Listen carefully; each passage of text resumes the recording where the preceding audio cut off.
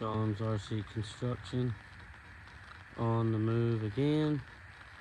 This time we're heading to Farm Fest. Can anybody notice the new addition to the family since the last time we were on the move? It was not long ago we were on the move. So